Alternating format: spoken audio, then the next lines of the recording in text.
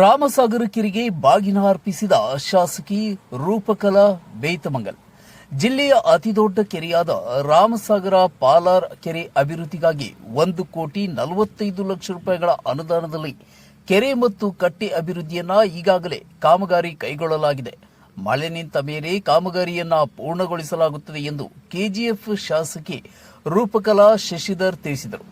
KGF ತಾಲೂಕಿನ ರಾಮಸಾಗರ ಪಾಲಾರ್ ಕೆರೆಗೆ ಶನಿವಾರ ಬಾಗಿನ ಅರ್ಪಿಸುವ ಮುನ್ನ ಕೆರೆಯ ದಡದಲ್ಲಿ ನೆಲೆಸಿರುವ ಚನ್ನಕೇಶವ ದೇವಸ್ಥಾನದಲ್ಲಿ ವಿಶೇಷ ಪೂಜೆ ಸಲ್ಲಿಸಿ ನಂತರ ಸಂಪ್ರದಾಯದಂತೆ ಕೆರೆಯಲ್ಲಿ ಪೂಜೆ ಸಲ್ಲಿಸಿ ಬಾಗಿನ ಅರ್ಪಿಸಿದರು. ನಂತರ ಮಾತನಾಡಿದ ಶಾಸಕಿ ರೂಪಕಲಾ ಶಶಿಧರ್, ಕೆಜಿಎಫ್ ತಾಲೂಕಿನ ಬೇತಮಂಗಲ ಹಾಗೂ ರಾಮಸಾಗರ ಪಾಲಾರ್ ಕೆರೆಗಳು ಸತತ ವಾರದಿಂದ ಕೂಡಿ ಹರಿಯುತ್ತಿದ್ದು ತಾಲೂಕಿನ ಜನತೆಗೆ ಕುಡಿಯುವ ನೀರು ಹಾಗೂ ರೈತರ ಕೊಳವೆ ಬಾವಿಗಳ ರಿಸರ್ಚ್ ಆಗಲಿದೆ ಎಂದರು. ಕೆರೆಗಳು ಮೈತುಂಬಿ ಹರಿಯುತ್ತಿರುವ ಹಿನ್ನೆಲೆಯಲ್ಲಿ ಪ್ರವಾಸಿಗರ ಸಂಖ್ಯೆ ಹೆಚ್ಚಳವಾಗಿದೆ. ಇಂತಹ ಪ್ರಕೃತಿ ವಾತಾವರಣವನ್ನು ಆಸ್ವಾದಿಸಲು ರಾಜ್ಯವಲ್ಲದೆ ಹೊರ ರಾಜ್ಯದ ಆಂಧ್ರ, ತಮಿಳುನಾಡುಗಳಿಂದ ಸಹ ಪ್ರವಾಸಿಗರ ಸಂಖ್ಯೆ ಹೆಚ್ಚಳವಾಗಿದೆ. ಹೀಗಾಗಿ ಬೇತಮಂಗಲ ಹಾಗೂ ರಾಮಸಾಗರ ಕೆರೆಗಳ ಅಭಿವೃದ್ಧಿಯ ಜೊತೆಗೆ ಪ್ರವಾಸಿ ತಾಣವಾಗಿ ರೂಪಿಸಲು ಬೋಟಿಂಗ್ ಅಳವಡಿಸಿ ಕ್ರಮ ಕೈಗೊಳ್ಳಲಾಗುವುದು ಎಂದು ಭರವಸೆ ನೀಡಿದರು. ಇನ್ನು ಈ ಸಂದರ್ಭದಲ್ಲಿ ಜಿಲ್ಲಾ ಪಂಚಾಯಿತಿ ಮಾಜಿ ಸದಸ್ಯ ಅಮ್ಮು ಲಕ್ಷ್ಮೀನಾರಾಯಣ್, ಗ್ರಾಮ ಪಂಚಾಯಿತಿ ಅಧ್ಯಕ್ಷರಾದ ರಾಮಸಾಗರ್ ಚಂದ್ರಪ್ಪ, ವೆಂಗಸಂದ್ರ ಸುನೀತ್, ಚಂದ್ರಶೇಖರ್, ಹಂಗಳ ರಮೇಶ್, ಉಪಾಧ್ಯಕ್ಷೆ ಶಶಿಕಲಾ, ಮಾಜಿ ಉಪಾಧ್ಯಕ್ಷೆ ಲಕ್ಷ್ಮಮ್ಮ, ಮಾಜಿ ಅಧ್ಯಕ್ಷ ರಾಮು ಮುರಳಿ, ಚನ್ನಕೇಶವ ರೆಡ್ಡಿ, ಮುರಳಿ ಕಮ್ಮಸಂದ್ರ ನಾಗರಾಜ್, ಭಾರ್ಗವ್ ರಾಮ್, ಸರೋಜಮ್ಮ ಶಂಕರ್, ಮುಖಂಡರಾದ ಕಾರಿ ಪ್ರಸನ್ನ ರಾಮು ಬಾಬು, ವೆಂಕಟರಾಮಪ್ಪ, ರಾಮಕೃಷ್ಣಪ್ಪ, ಕೋದಂಡ ರೆಡ್ಡಿ, ಮುನಿರೆಡ್ಡಿ, ಅಂಜಪ್ಪ, ಚಂದ್ರಕಾಂತ್, ಸೀನಪ್ಪ ಗೋಪೇನಹಳ್ಳಿ, ಮುರಳಿ ನಾರಾಯಣ ಸ್ವಾಮಿ, ವಿಜೇಂದ್ರ, ಸುರೇಂದ್ರಗೌಡ, ಕೃಷ್ಣಮೂರ್ತಿ, ವೆಂಕಟಚಲಪತಿ, ಚಂದ್ರಯ್ಯ ಬಾಬು ರೆಡ್ಡಿ ಸೇರಿದಂತೆ ಮುಂತಾದವರು ಉಪಸ್ಥಿತರಿದ್ದರು. Yashodha T, MTV ವರದಿಗಾರರು.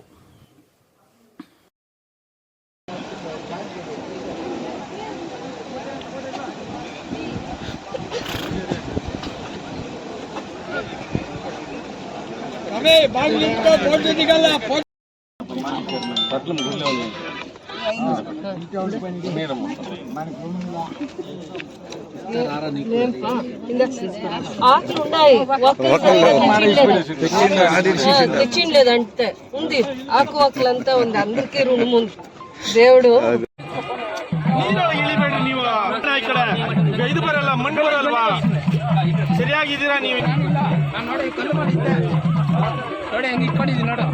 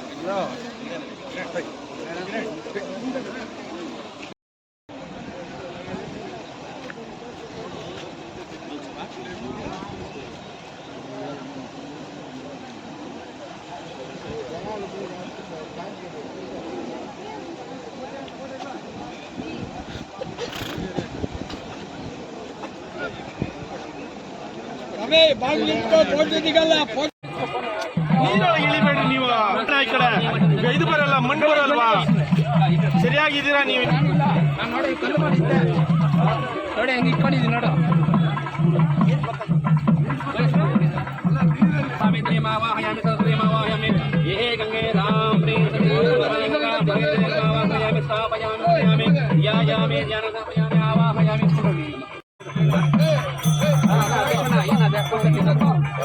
हरहवां तद्रुद्राय प्रदेशे मेढसमाय गौरीतरूपिणः महर्षितरूपिणः अग्निदेवताभ्यर्मः ध्यायामि ध्यानस्थापयामि आवाहयामि आसनस्थापयामि पादयोः ಈ ಕಡೆ ಬಾಪ ಕಿರಣ್ ಕಿರಣ್ ಹಿಂಗ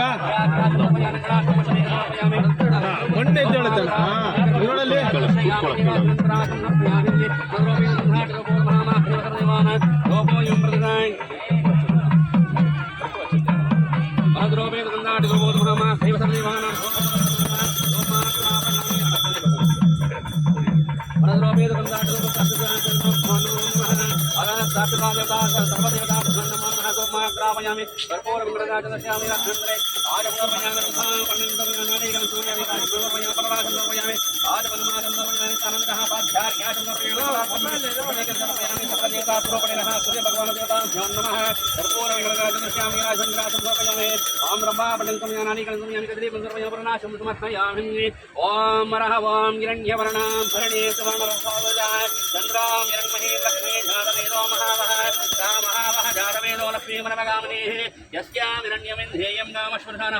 अशपूर्वावर्तिमध्यस्थनाथ प्रमोदिः लक्ष्मीरमण गोविन्द गोविन्द गोविन्द गोविन्द देवता पादार कोसाय गोविन्द पादार कोसाय गोविन्द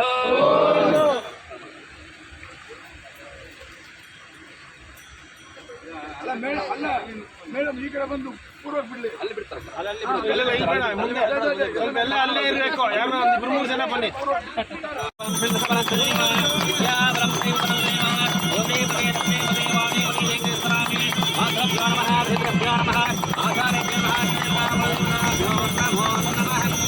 ಓಂ ಸರ್ವೇ ಜನ ಸುಖಿನೋ ಭವಂತು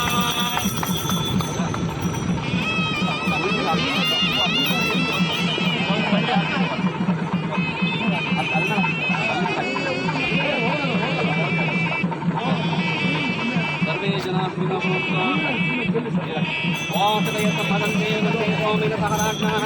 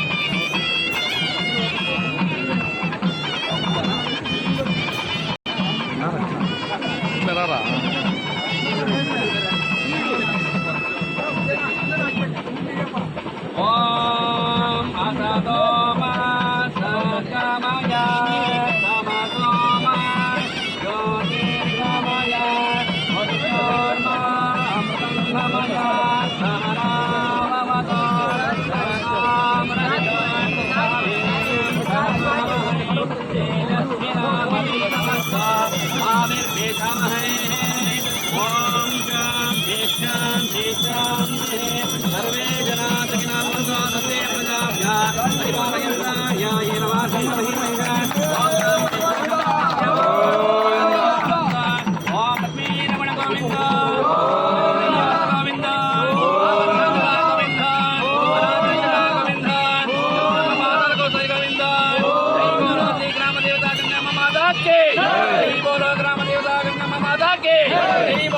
देवता गंगा माता के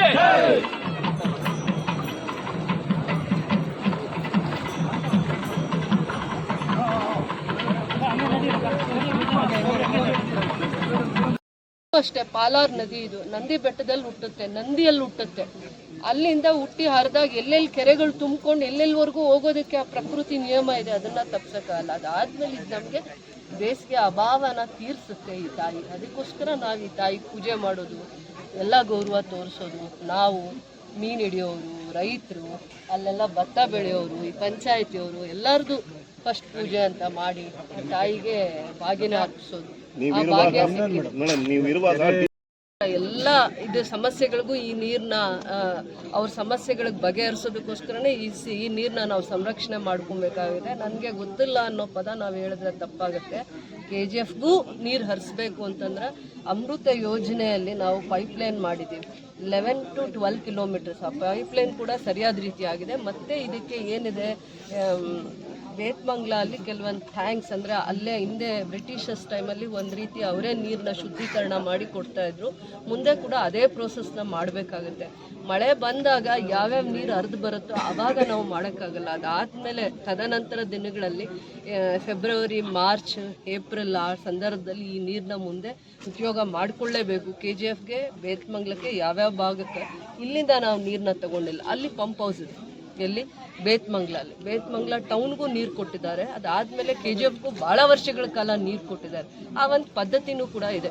ಮುಂದಕ್ಕೆ ನಾವು ಅದನ್ನು ವ್ಯವಸ್ಥಿತವಾಗಿ ಮಾಡ್ತೀವಿ. ಅದಕ್ಕೆ ಅಂತ ಒಂದು ಇಲಾಖೆ ಇದೆ. ಆ ಇಲಾಖೆ ಮುಖಾಂತರ ಅವರಿಗೆ ನಾವು ಮಾರ್ಗದರ್ಶನ ಕೊಟ್ಟು ಈ ನೀರನ್ನ ಯೋಗ್ಯವಾಗಿ ಬಳಸ್ಕೊಳ್ಳೋ ಅಂಥದ್ದನ್ನು ಟೆಕ್ನಿಕಲಿ ಅದು ನೀರು ಪ್ರೂವನ್ ಆಗಬೇಕು. ಇದನ್ನು ನಾವು ಬೇರೆ ಬೇರೆ ಅಂದರೆ ಕುಡಿಯೋ ನೀರಿಗೆ ಉಪಯೋಗ ಮಾಡ್ಕೊಳ್ಳೋ ಅಂಥ ವ್ಯವಸ್ಥೆ ಮಾಡಿಕೊಂಡು ನಾವು ಬೇತ್ಮಂಗ್ಲಿಂದ KGFಗೆ ಮತ್ತು ಮೈನಿಂಗ್ ಏರಿಯಲ್ಲಿ ಬಹಳ ಏರಿಯಾಗಳಿಗೆ ನಾವು ನೀರು ಕೊಡ್ತಾ ಇದ್ವಿ. ಆ ಜಾಗಕ್ಕೆ ಮತ್ತೆ ಅದನ್ನು ಮತ್ತೆ ರೂಢಿ ಮಾಡಲೇಬೇಕು. ನಾವು ಬೋರ್ವೆಲ್ ವಾಟರ್ಸ್ಗೆ ಡಿಪೆಂಡ್ ಆಗುವಂಥ ಆಲೋಚನೆ ನಮಗಿಲ್ಲ. ಅದಕ್ಕೋಸ್ಕರನೇ ಯೋಚನೆನೂ ಮಾಡ್ತಾ ಇದ್ದೀವಿ. ಇವತ್ತು ನಮ್ಗೆ ಈ ಭಾಗದಲ್ಲಿ ನೀರಿರೋದು 1 ಲಕ್ಷ ಅಲ್ಲ, 10 ಲಕ್ಷ ಜನಸಂಖ್ಯೆನೂ ಕೂಡ ಸುಧಾರಿಸುವಂಥ ವ್ಯವಸ್ಥೆ ಇದೆ. ಅದನ್ನು ಇನ್ನೂ ಸ್ವಲ್ಪ ವ್ಯವಸ್ಥಿತವಾಗಿ ಮಾಡ್ಕೋಬೇಕು ಅನ್ನೋ ಯೋಚನೆಗಳು. ಬ್ಯಾಂಗ್ಳೂರು ಅಂತ ಜಾಗದಲ್ಲಿ ಒಂದು ಜಾಗದಲ್ಲೂ ನದಿ ಇಲ್ಲ. ಅರ್ಥ ಮಾಡ್ಕೊಳ್ಳಿ, ಒಂದು ಜಾಗದಲ್ಲಿ ಯಾವುದು ಜೀವ ನದಿ ಹರಿಯಲ್ಲ.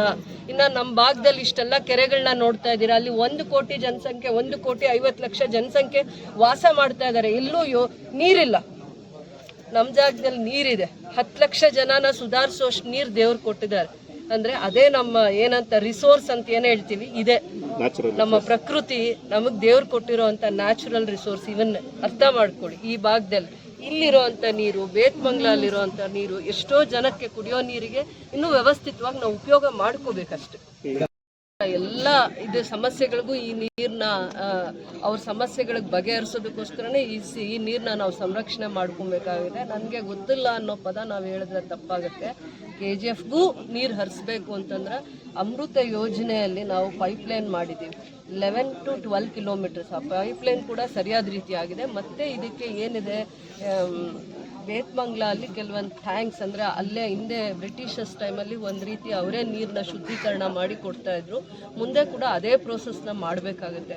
ಮಳೆ ಬಂದಾಗ ಯಾವ್ಯಾವ ನೀರು ಹರಿದು ಬರುತ್ತೋ ಆವಾಗ ನಾವು ಮಾಡೋಕ್ಕಾಗಲ್ಲ. ಅದಾದಮೇಲೆ ತದನಂತರ ದಿನಗಳಲ್ಲಿ ಫೆಬ್ರವರಿ, ಮಾರ್ಚ್, ಏಪ್ರಿಲ್ ಆ ಸಂದರ್ಭದಲ್ಲಿ ಈ ನೀರನ್ನ ಮುಂದೆ ಉಪಯೋಗ ಮಾಡಿಕೊಳ್ಳೇಬೇಕು. KGFಗೆ ಬೇತ್ಮಂಗ್ಲಕ್ಕೆ ಯಾವ್ಯಾವ ಭಾಗಕ್ಕೆ ಇಲ್ಲಿಂದ ನಾವು ನೀರನ್ನ ತಗೊಂಡಿಲ್ಲ. ಅಲ್ಲಿ ಪಂಪ್ ಹೌಸ್ ಇದೆ, ಎಲ್ಲಿ ಬೇತ್ಮಂಗ್ಲ ಟೌನ್ಗೂ ನೀರು ಕೊಟ್ಟಿದ್ದಾರೆ. ಅದಾದಮೇಲೆ KGFಗೂ ಭಾಳ ವರ್ಷಗಳ ಕಾಲ ನೀರು ಕೊಟ್ಟಿದ್ದಾರೆ. ಆ ಒಂದು ಪದ್ಧತಿನೂ ಕೂಡ ಇದೆ. ಮುಂದಕ್ಕೆ ನಾವು ಅದನ್ನು ವ್ಯವಸ್ಥಿತವಾಗಿ ಮಾಡ್ತೀವಿ. ಅದಕ್ಕೆ ಅಂತ ಒಂದು ಇಲಾಖೆ ಇದೆ. ಆ ಇಲಾಖೆ ಮುಖಾಂತರ ಅವರಿಗೆ ನಾವು ಮಾರ್ಗದರ್ಶನ ಕೊಟ್ಟು ಈ ನೀರನ್ನ ಯೋಗ್ಯವಾಗಿ ಬಳಸ್ಕೊಳ್ಳೋ ಅಂಥದ್ದನ್ನು ಟೆಕ್ನಿಕಲಿ ಅದು ನೀರು ಪ್ರೂವನ್ ಆಗಬೇಕು.